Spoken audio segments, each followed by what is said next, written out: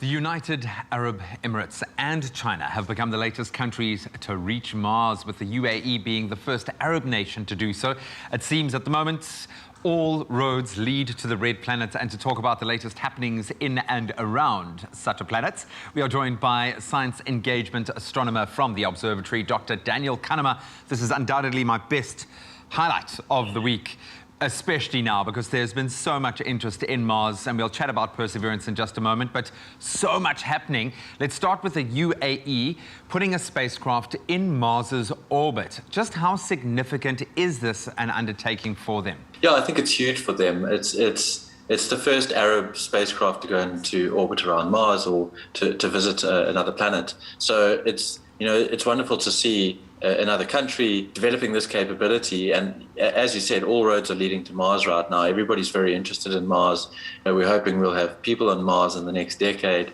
So there's a lot of interest in it, and everybody's trying to learn as much as they can about it, trying to get their countries there and humanity there. And I suppose it's also about exploring what possibilities await us when we get there from a commercial perspective. I have no doubt that's going to come into the fold at some point soon. But what was the UAE's objective through their mission? What are they hoping to achieve? A few things. Obviously, they wanted to prove that they could build such a thing, launch it and get into orbit around Mars.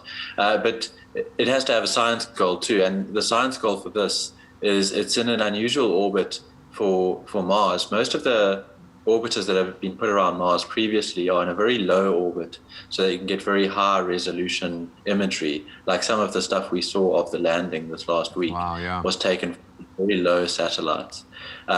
What they've done with the HOPE mission, the UAE mission, is to put it at a very high orbit, and in that way they can monitor the climate and the weather of Mars. So they're hoping to study and understand the climate, how the upper atmosphere of Mars works. How is it losing water still? Why is it losing water? And try and understand the process that's going on from a climate perspective on Mars. I love that. Now, we shift focus to China.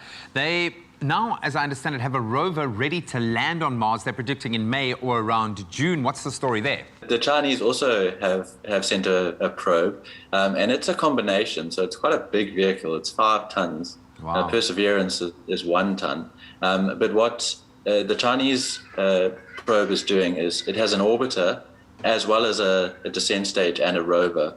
So it has now been put into orbit around Mars, and it'll orbit for a few months, where they will take photos of the surface and choose a landing spot. So for Perseverance, the landing spot was chosen in advance, although it did make some adjustments on the way down. This Chinese lander is going to spend the next 2 months assessing the surface, choosing a spot, and then they're going to land their lander in May or June. I wonder if Perseverance and their rover are going to meet, and they're going to have a little engagement on Mars. It's amazing to me that we've gotten to this point. Of course, at the front of that queue of all of those launches that have now made it to the red planet, the Perseverance had a very successful landing. We've been able to see some truly amazing visuals of that process. What are the latest tidings from Perseverance? Yeah, it's incredible. So Monday night, they released the video now of the descent stage. So when the scientists build these things, they just want a rover, they want it on Mars, and they want it to do science. It was kind of an afterthought that actually this could look pretty cool. So they stuck various cameras all over the descent stage and to look up the parachute, and then they put this video together, and you basically watch the entire landing, including the sky crane lowering the rover onto the surface of Mars, which is just incredible. It's an incredible thing to see, something landing on another planet completely autonomously and in such high resolution. It's really spectacular footage. What's the next step for Perseverance? What's on his little roster card? I mean, there's definitely going to be more exciting things coming from it. The one thing which we spoke about previously is there is still a helicopter sitting on Perseverance. Nobody's talking about yet. It's busy charging up its solar panels. At some point, they're gonna fly that thing. Then we're going to have little footage from a drone flying around on Mars.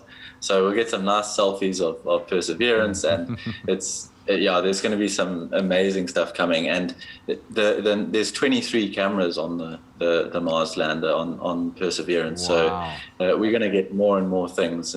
Beautiful sunsets, all sorts of stuff is going to be coming out, and I think that they're daily image dumps at the moment, and it's just going to continue for some time. So what I'm hearing you saying is we're going to discover an alien civilization. That's basically what you're saying. We're going to see. At the moment, the alien civilization on Mars consists of little rovers and robots.